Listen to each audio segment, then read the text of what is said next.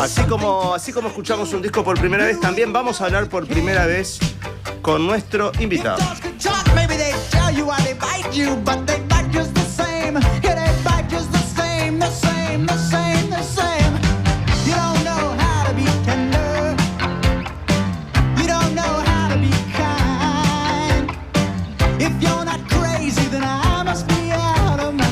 Diego Vázquez se llama, es editor, guionista, vive en el campo con su pareja, 2 hijas, 15 gallinas y 6 perros. Con ese dato nomás que aparece en una de las solapas de sus libros, me siento ya estimulado a charlar con él, pero sobre todo porque viene haciendo una obra increíble en una editorial de novela gráfica uruguaya que se llama La Modernidad, que es momento de que si no la conocen, la conozcan.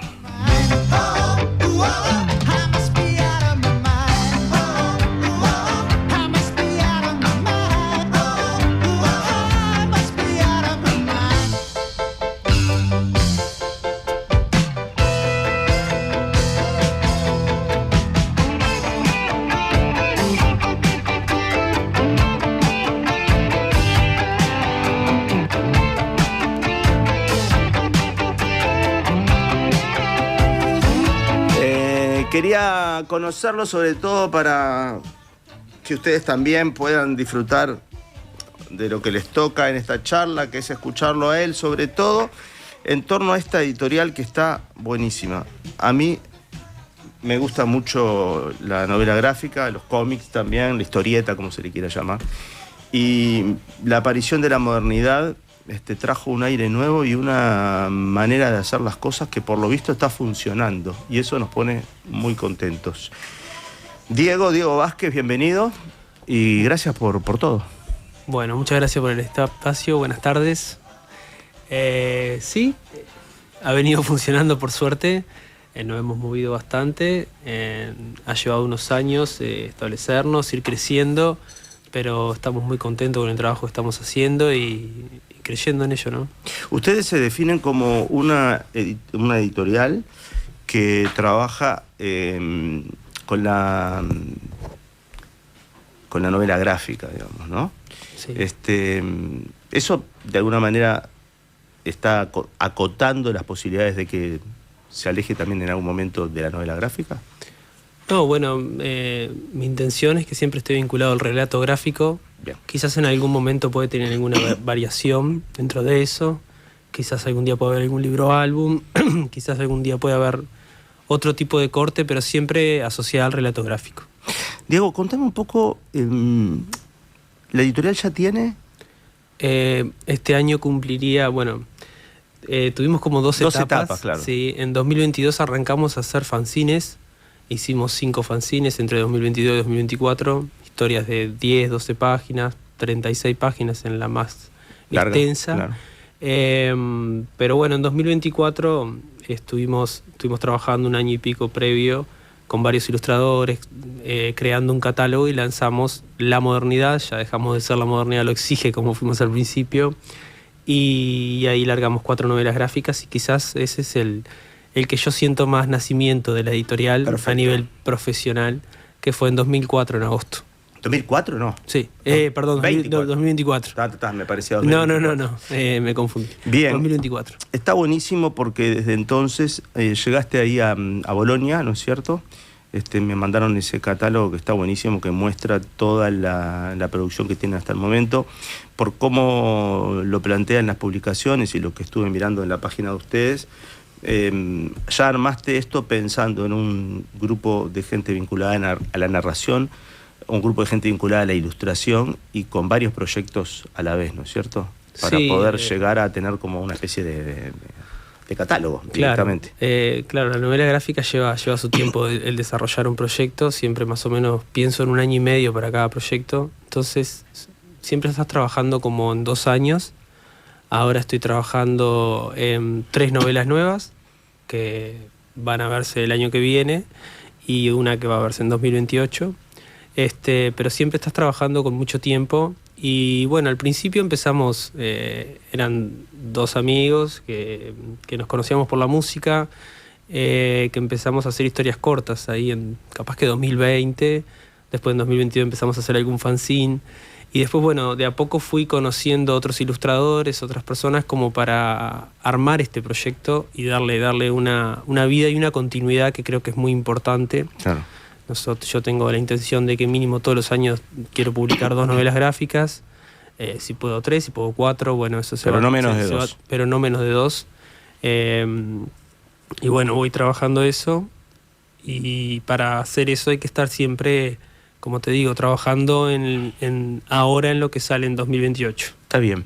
Hagamos una cosa, vamos a volver a hablar de la modernidad y de esta forma de trabajar y todo esto, pero vayamos un poco para atrás porque pienso también que hay algunas personas que nos escuchan que por ahí no entienden muy bien qué es un fanzine, claro, qué es una novela gráfica y pueden, digamos, generar una idea en torno a lo que se conoce como historietas, ¿no? Claro. Dibujos con globitos que cuentan historias. Estuvimos aquí ya con otros colegas tuyos. Secuencial. Claro, con otros colegas tuyos hablamos bastante con Rodolfo Santulo, sí. Con Pablo Stoll hemos tocado el tema de la novela gráfica también, de la ilustración.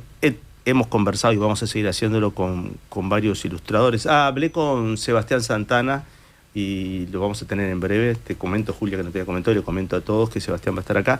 Es decir, nos interesa eso, pero más allá de que hayamos hablado, siempre hay gente que a lo mejor dice, bueno, pero pará, cuando habla de novela gráfica, ¿de qué hable? Cuando dice fanzine, que es la etapa previa a la modernidad, ¿podés explicar un poco eso? Sí, claro. Fanzine le llamamos más bien a la revista, que se le dice más fanzine cuando es más artesanal.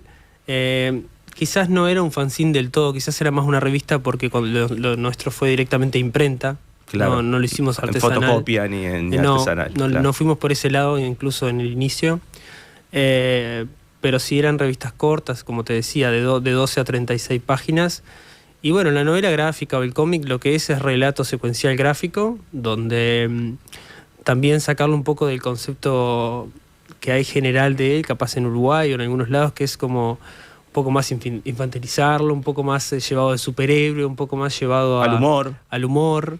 El caso nuestro son historias bastante realistas, que tocan temas duros, temas complicados, de la misma forma que te ves una serie, de la misma forma que podés consumirlo. Tienen un corte bastante cinematográfico, como si fuera la fotografía de una película o un audiovisual. Claro.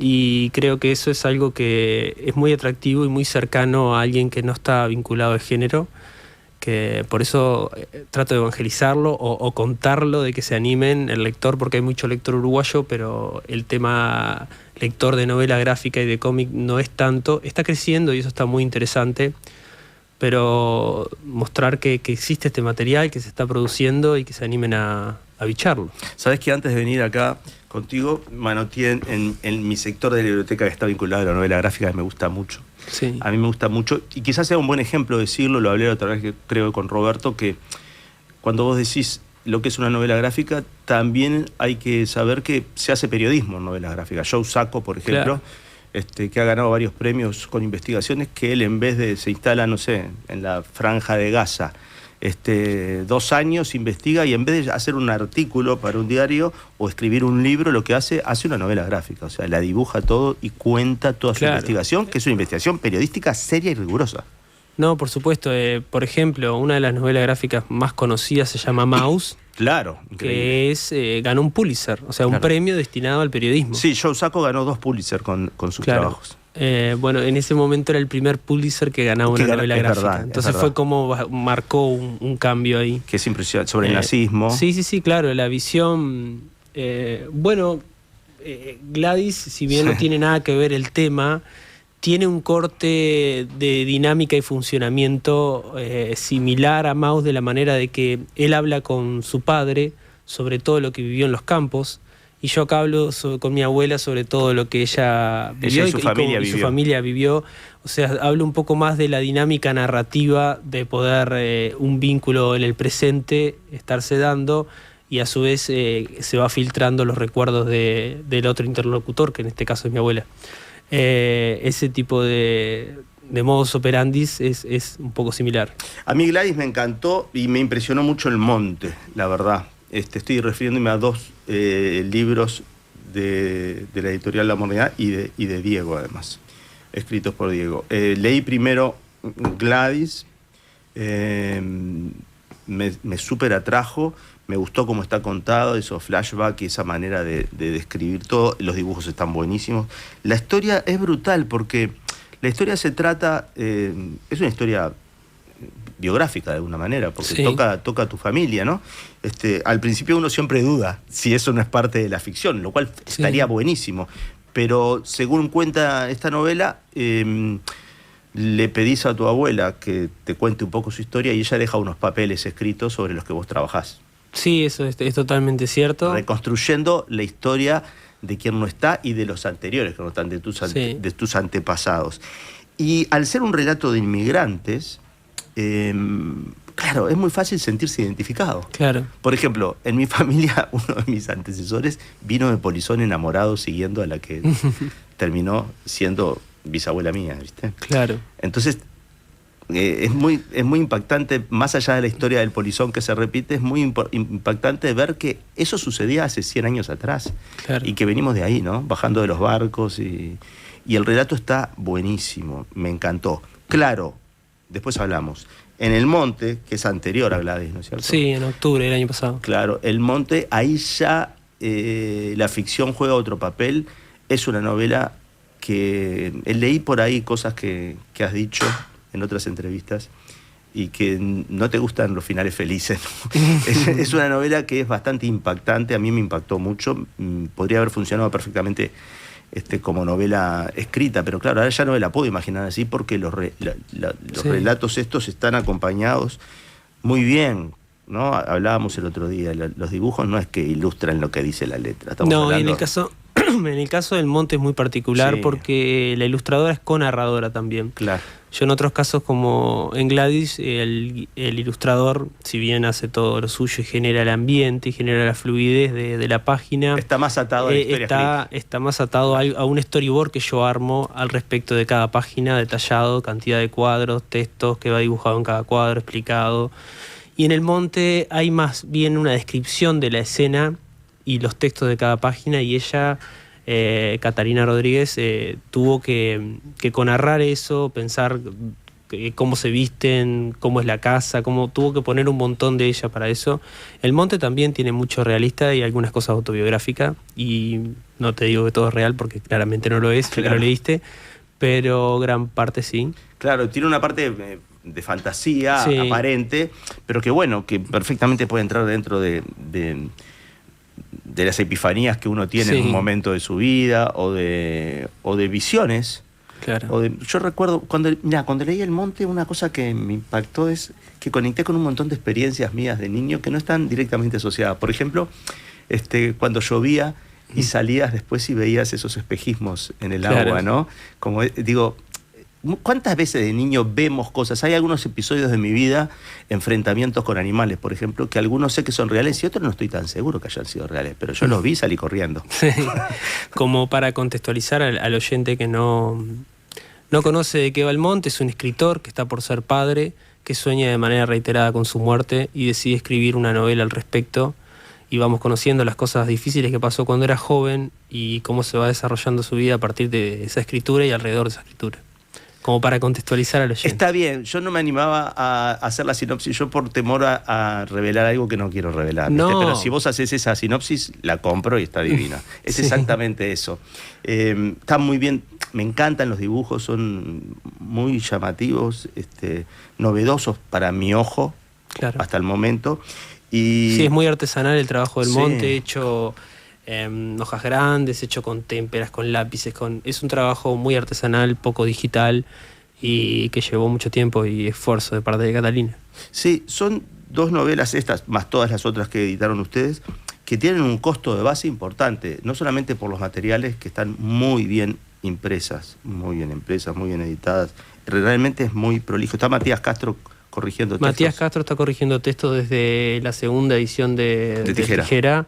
Empezó a corregir textos, en las primeras 4 no, que bueno, después era necesario, es necesario tener un corrector. A Matías lo vamos a tener en breve también aquí por su trabajo. Bueno. Sí, él estrenó, reimprimió y estrenó nuevo. Exactamente. Está muy fuerte con Agrila. Exactamente, yo tengo esos materiales y estoy leyéndolos para invitarlo aquí al programa. Pero te decía que en Gladys son libros que están muy bien impresos, muy bien editados. Está todo el trabajo de un año de escritura.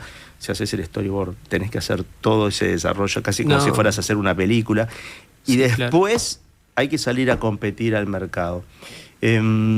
Hace unos minutos hiciste una mención a las dificultades, los momentos que pasa la industria. Sí, claro. Y vamos a hacer una pausa y cuando vengas te voy a contar que manoteé este libro porque sabía que aquí adentro había guardado entrevistas a Will Eisner. Ah, el padre de la novela gráfica. El padre de la novela gráfica. Exacto. Y hay un par de preguntas que te las pensaba hacer y vos solito te metiste en ellas. Entonces te voy a hacer las preguntas que le hicieron a él y te voy a hacer las respuestas que dio él. Esto tiene aparte unos años, ¿eh?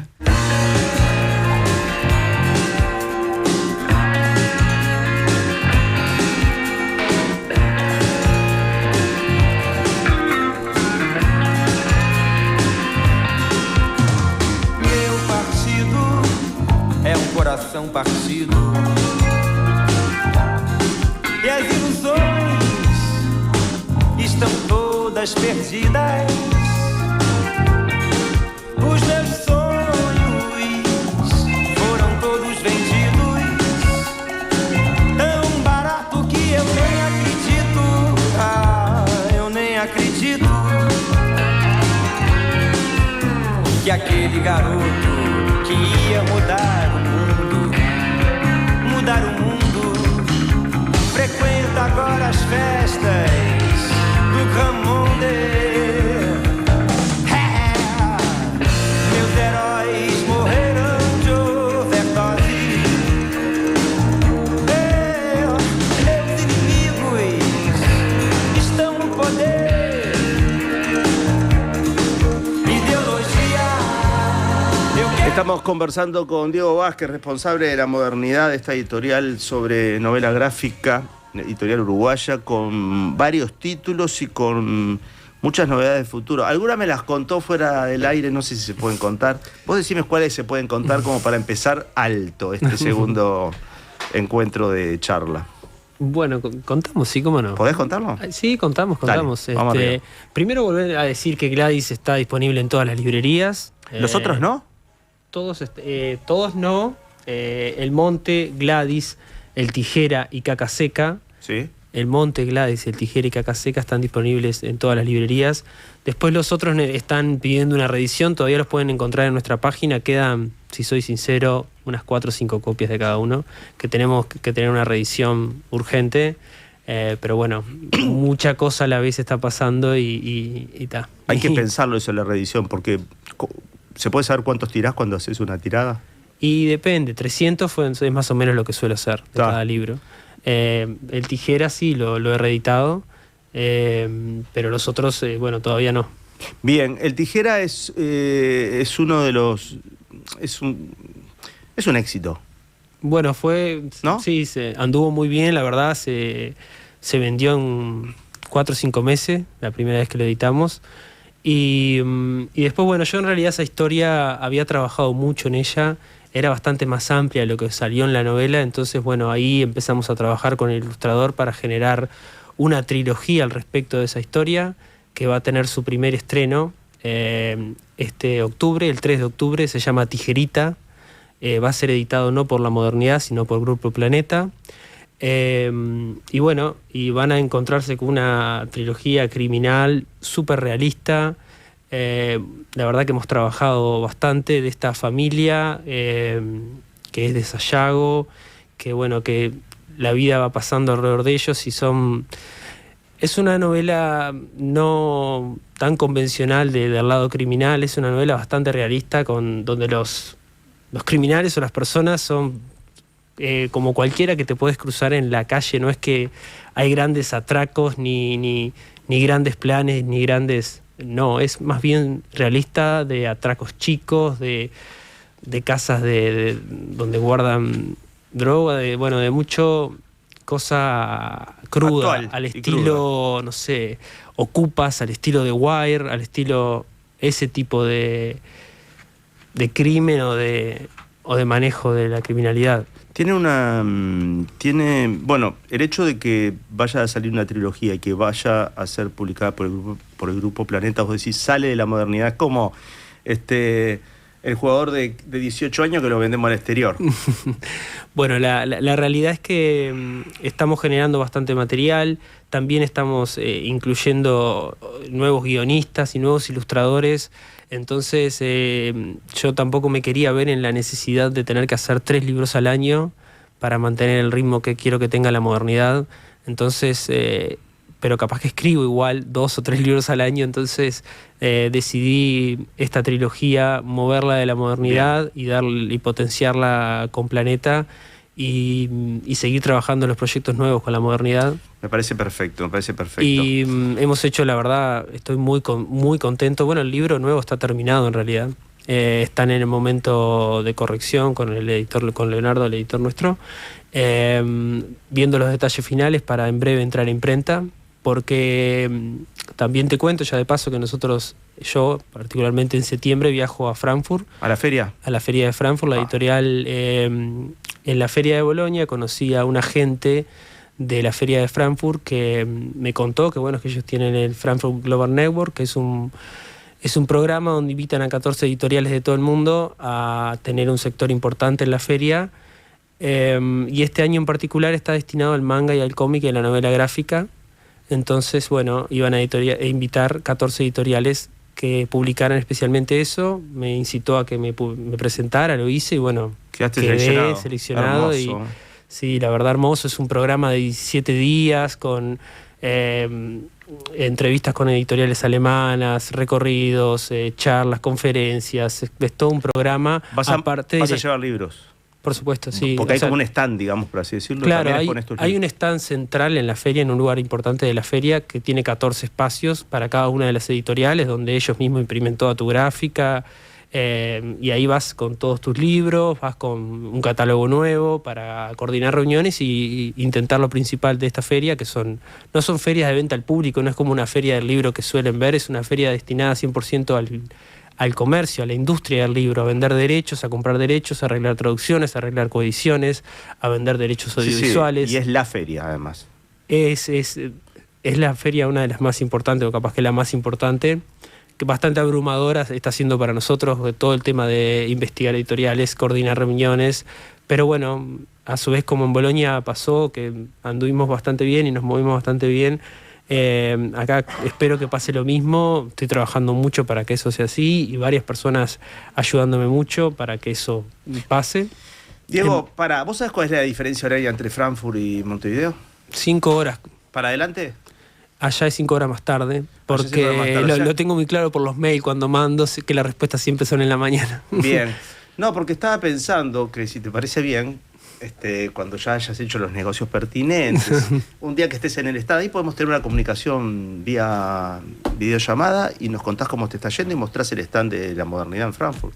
Sí, por supuesto. Si llega a darse, estaría divino.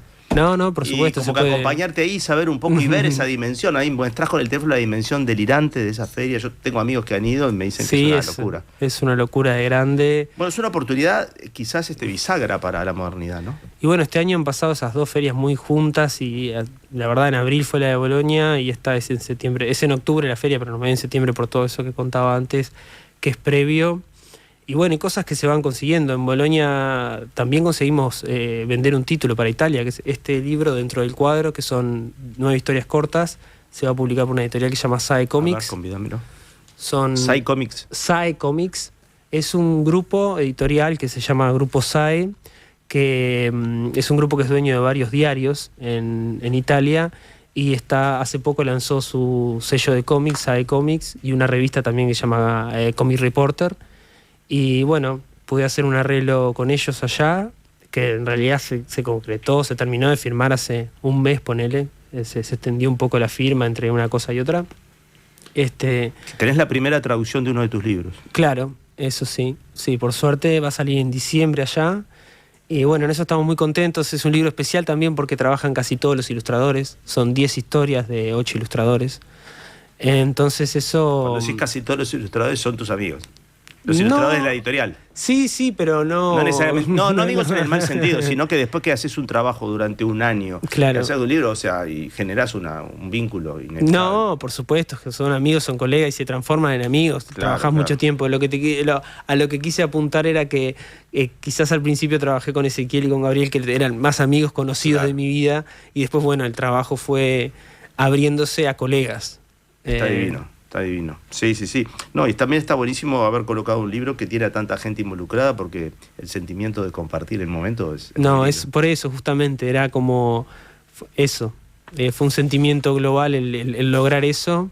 Y bueno, esperemos que ahora se logren otras cosas en Frankfurt. La que va a estrenar Planeta, Tijerita, ya está traducida al inglés. Estoy trabajando con una gente colombiana de Planeta para conseguir reuniones en Frankfurt y poder venderla para allá también. Eso también estamos trabajando bastante. Qué bárbaro, o sea, estás en un momento buenísimo. Y sí, cansado metiéndole, pero sí, un momento. Bien. Yo cuando leí hoy tu parte nomás de tu vida, la que aparece en El Monte, decías que vivís en el campo con tu pareja, 2 hijas, 15 gallinas y 6 perros. Como este libro tiene un tiempo, ¿ya las gallinas siguen siendo las mismas? Capaz que son alguna más ahora. Hubo como un recambio en un momento. ¿Y los perros? Y los perros siguen siendo los mismos. ¿Y los hijos también? Los hijos también. Bien. Sigo teniendo 2 hijas, 6 perros y gallinas. Tengo una oveja también. Ah, muy bien. Sí. Para el pasto, para que te corte el pasto. Sí, más bien se come la ración de las gallinas, no come poco pasto. Escúchame, ese dato me parece importantísimo porque escribís mucho, producís mucho, tenés un montón de seres vivos que te acompañan y que tendrás que dedicarles. En casa no solo yo escribo, también Teresa, que es mi pareja, que es psicóloga, escribió Caca Seca. La que hizo Caca Seca, sí. Claro, sí, que es un guión como el lado B de la maternidad, un poco el lado caos de la maternidad. Y bueno, ella también escribe y también entraba dentro de este sentido de la modernidad, de buscar siempre cosas introspectivas, cosas que te generen preguntas, que se te cuelguen un poquito más aparte del entretenimiento de la lectura, que si bien es importante, sí, está bueno.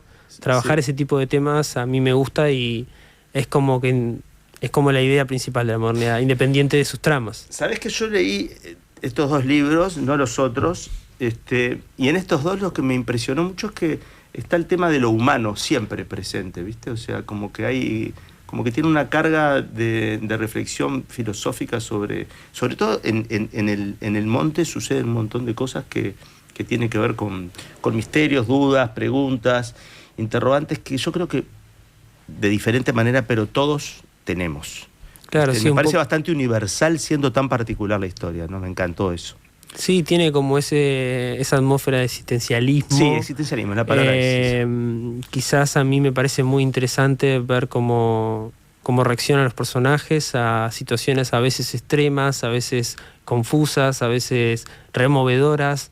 Es como que a mí me parece interesante leerlo y también me parece interesante filosofar y buscar una narrativa ágil alrededor de eso.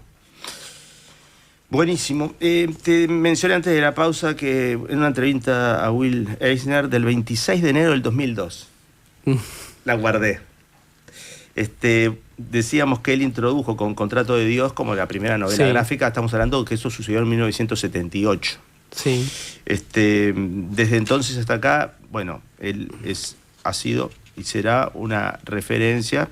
Entre las preguntas que le hacen hay varias que son interesantes, pero había pasado lo de las Torres Gemelas y el loco dice que va a modificar la historia del cómic, lo de las Torres Gemelas, y se pregunta si los superhéroes de las futuras novelas gráficas o historietas o cómics van a volverse más patrióticos. Es re interesante todo lo que el loco va diciendo de cómo la vida afecta a la producción de la novela gráfica, ¿no? Y ese punto en contacto realista del que vos hablabas. Pero mirá, 2 preguntas que le hacen a alguien que te quiero hacer a vos. Bueno. Una la mencionaste cuando le preguntan bueno, hablan de que el cómic en una época se lo acusó de pervertir a la juventud, como en los años 50 se prohibieron cómics, como ahora él siente que hay la mayor libertad de cómic, y que plantea 2 temas que son muy vinculados a lo que hablábamos contigo. Uno que le preguntan la crisis, en el momento que hace la entrevista, la crisis del cómic, y él dice que desde que se recuerda, el cómic cada 2 años está en crisis. Y entonces le preguntan si eso es lo que llevó a partir de la década del 90 a muchos autores de cómic a tener que crear sus propias editoriales independientes para salir adelante. Me preguntaba si esto de crear tu editorial estuvo marcado por un deseo de ser editor o por una necesidad para poder ver tus historias publicadas. En realidad fue una decisión. Yo venía trabajando en guiones, veían siendo esas historias cortas como te contaba, y había una decisión de empezar a crear un proyecto para buscar una editorial o crear una editorial. Eran como los dos caminos. Entonces también un poco me pregunté cómo quería mostrarme yo, y al principio se me hizo mucho más ameno mostrarme de esa forma, empezar a generar más bien una marca de lo que es la escritura mía o de lo que es mi intención, más allá de que yo después no escriba algunas novelas y empiecen a participar otros, que es mi idea y ya empezó a pasar. Reforzar eso y reforzar también que la gente se interiorizara en novela gráfica, la empezara a leerla, que el lector uruguayo, que en realidad lee un montón de gente, pero como te digo, pocos leen novela gráfica, cosa que de a poco está cambiando. Y sí, el cómic, como dice Heinzel, está en crisis cada tanto. Él mismo, cuando creó la novela gráfica en el 78, le fue bastante mal, porque no tenía ni dónde. Se dio cuenta que este es un producto distinto al cómic, entonces no tenía ni dónde ponerlo. Las librerías se los ponían en cualquier lado. No había un sector para eso. No había un sector para él. Entonces él tuvo que evangelizar de esa forma. Y creo que fue un recorrido que le hizo bien a todos, y aparte de que él puso ese término de alguna forma, es también el que peleó por eso también ya el premio mayor del cómic se llama Leinzer, es el Oscar de los cómics, sí, para decirlo de alguna forma, es el Leinzer, que está dedicado especialmente a él, que se da en la Comic Con de San Diego. Claro, lleva su apellido. Su apellido, sí.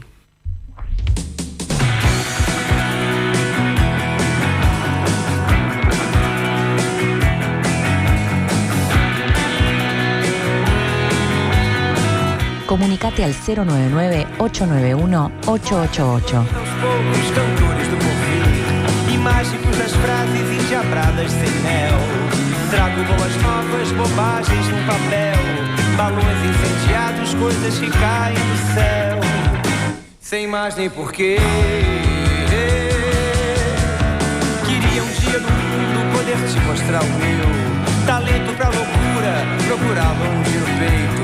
Eu sempre fui perfeito pra fazer discursos longos sobre o que não fazer.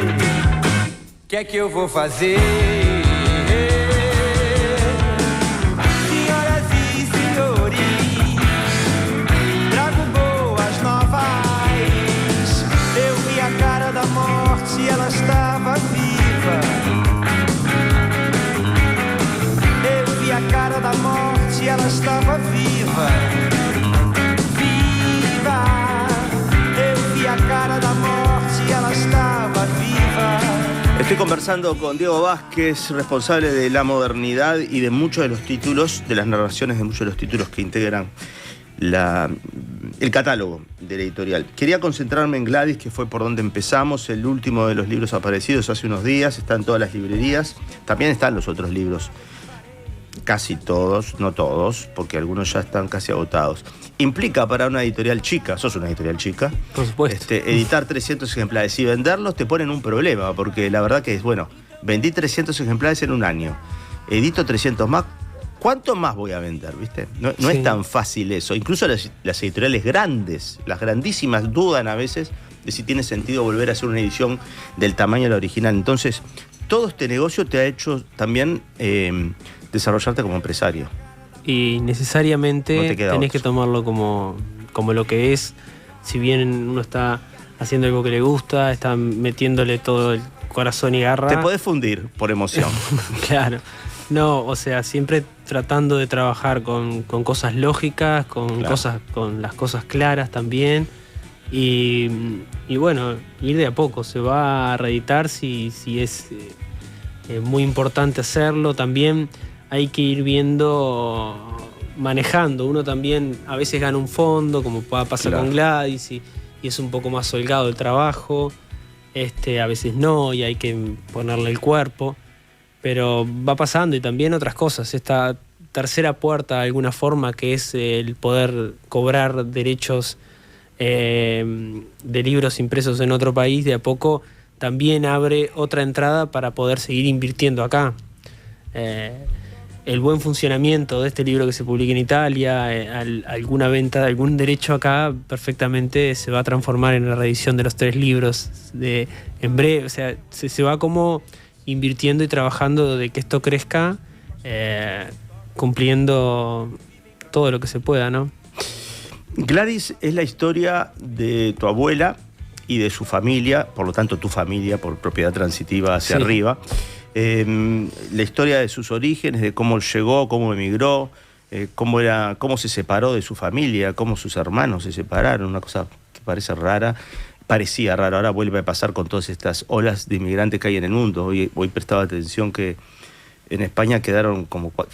Los números oficiales son 2.000 niños durmiendo en las calles de este último avance que vino por Ceuta de 70.000 personas que se largaron a nadar para llegar a España desde Marruecos. Y bueno, las organizaciones dicen que hay 4.000 niños durmiendo en las calles de Ceuta, ¿no? Claro, vos lees Gladys y es súper actual, porque las razones quizás fueran medianamente otras, porque siempre es pobreza, ganas de mejorar. Claro. ¿Cómo se puede criticar a personas que lo único que quieren es poder comer y mejorar y trabajar? Yo también nadaría.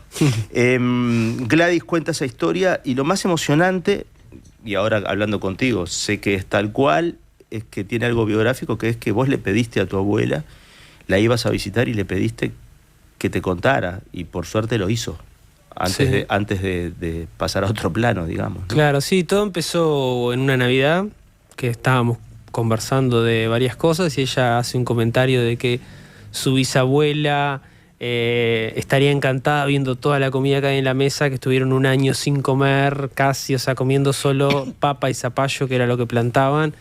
Y ella decía, ojalá en algún momento podamos tener un banquete de comida así desbordante.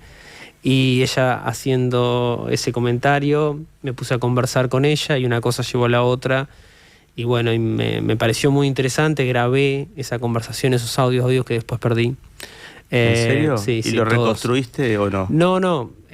Después lo que pasó el año siguiente fue que en distintos momentos volvimos a hablar de escribir la novela, y ella se puso a escribir las hojas, esas que ella me dio a mí, que muy detallado todos los datos de quién eran sus padres, sus abuelos. Hizo memoria y reconstruyó todo. Ella era profesora de historia, de literatura, de idioma español, fue maestra, hizo mucha cosa, y muy reconocida en Chamizo, el pueblo donde incluso... ¿Chamizo de Florida? Claro, sí, muy cerca de San Ramón, que es donde yo me crié, está a 4 kilómetros nomás. ¿La historia transcurre ahí? La historia transcurre... Parcialmente, sí, parcialmente, o sea, cuando la fábrica esa grande que tienen no se cierra, sino que ellos renuncian, se van a Chamizo. Y ahí, bueno, ahí se cría mi padre y mis tíos y todo, y después se vienen para San Ramón. Y ella decidió escribir todo eso a pedido mío, y también tenía otros parientes que algunas veces les habían preguntado, porque ella era un montón de conocimiento andante, aparte de ser una muy buena abuela. Tenía mucha memoria, era muy leída. ¿Cuándo falleció ella, Diego? En el 2020. En la pandemia, en abril. O sea que... El último capítulo es el día de su fallecimiento, el 12 de abril de 2020. Sí, es una locura eso, porque además podría haber visto el libro. Podría haber visto el libro. Podría haber visto a mi otra hija, Dharma, también. ¿A la segunda hija? Sí. Pero bueno, sí, muchas cosas que la vida, ¿no? Sí, también te lo pregunto con el doble sentido que es llevarte a... Claro que... Ella no vio ni la intención de arrancar a escribir el libro. Claro. O sea, fue algo que se habló en 2017, ponele, y quedó ahí. Y después de que ella falleció, yo revisé las hojas y dije, esto lo voy a hacer. pero a su vez también volvió a quedar ahí, porque mi corte de escritura era como yo no sabía cómo encarar esta historia al principio. Entonces tuvieron que pasar varias historias para que yo me diera cuenta cómo encarar esta historia. Claro.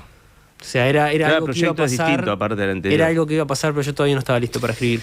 No, te iba a decir que el hecho de que falleciera y no hubiera ni siquiera la instancia esta en la que te habías decidido y habías empezado, también la tarea, una de las bendiciones de la tarea creativa es que le permite a uno exorcizar cosas, ¿viste?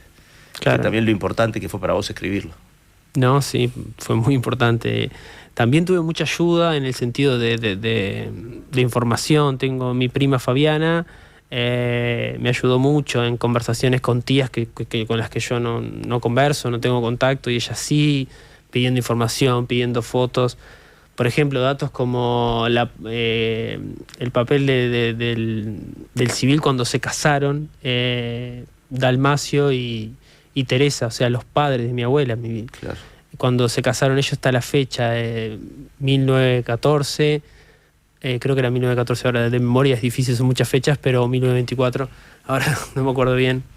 Pero tengo la foto de eso, tengo mucha reconstrucción en la cual yo me fui parando, porque también su relato era muy explicativo, pero también cuando me contaban cosas mis tías habían algunas incoherencias, entonces había que trabajar y ver dónde, y también generar un poco, hay partes ficcionadas, necesariamente ficcionadas.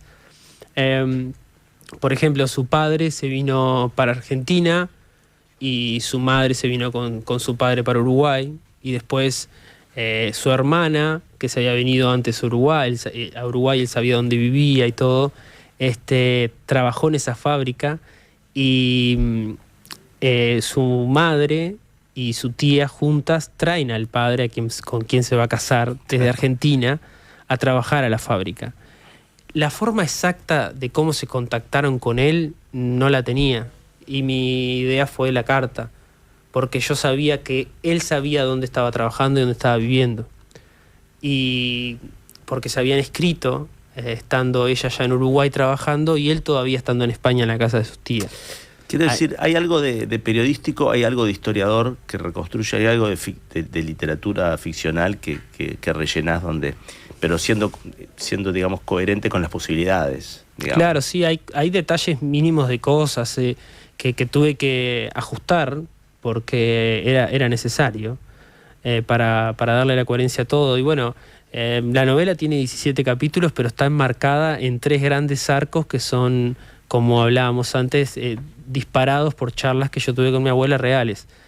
Pero explicar cómo es armada es bastante complejo, pero es fácil de leer. Sí, no, se lee. Porque está corrida en el tiempo. Hecho. La primera charla que tenemos en realidad es la última, y después de ahí la última charla es la primera, que es la Navidad esa, donde arrancamos a hablar de eso para después finalizar con un epílogo. No, está muy bien, está buenísimo el libro, se los recomiendo a todos.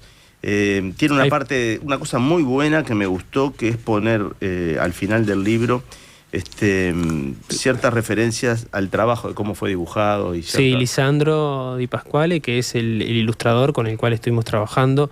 La idea de hacerlo fue conversada por primera vez en el último Montevideo Comics que hizo Matías Castro. Claro. Me acuerdo que él había venido, él es de Colonia, de Carmelo exactamente, y en realidad es argentino, se vino joven para Carmelo. Habíamos conversado en el Montevideo Comics, habíamos hecho El Cronista, que es otra, no está acá arriba, es otra historia que es de suspenso, de terror. Habíamos hecho esa historia juntos y él quería hacer algo más, y yo tenía esto ahí que lo iba a hacer, que ya tenía un esqueleto, y le dije, mira, voy a hacer esto, quiero presentarlo a los fondos, quiero sacarlo tal fecha, y bueno, y empezamos a trabajar de a poco, y bueno, y se fue dando ese proyecto, y la verdad hizo un laburo encomiable, muy lindo, y después que fuimos trabajando con otras personas como Ezequiel Rodríguez y Gabriela Meijenda, otros 2 ilustradores que en este caso fueron coloristas. También en los últimos capítulos hizo algunas tintas Gerardo Fernández, con quien estoy haciendo otra novela, un ilustrador muy bueno que trabajó para Batman, por ejemplo, en los años 80 en DC. La verdad, trabajó las últimas tintas de los últimos 2 capítulos para explicar un poco y bajar a tierra cómo es un proceso de estos. Primero hay un storyboard, después el ilustrador hace el storyboard real de eso. O O sea, el primero son solo referencias. Después eso se pasa a lápiz, se hace un dibujo detallado, que es el dibujo lápiz. Después ahí entra en el tintador, que agarra una tinta, que puede ser una fibra, o puede ser directamente una tinta en una tablet, para después eso recién ser llevado al color, para después eso recién hacer el rotulado donde se ponen los textos. Ese es como un armado de página. Una locura de trabajo. Sí, por supuesto. Y después de correcciones, ideas para atrás, y cambios completos, y nuevos dibujos, y todo eso.